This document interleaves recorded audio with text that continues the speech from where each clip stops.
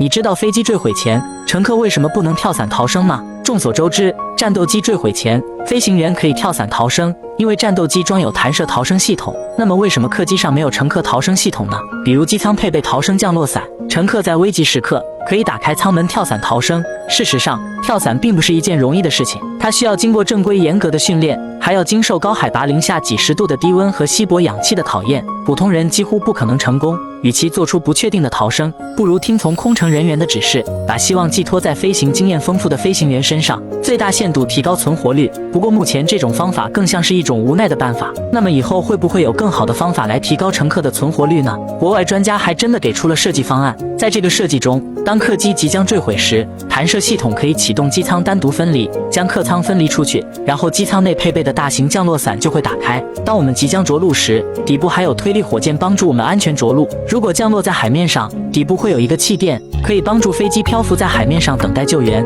那么大家觉得这个方案靠谱吗？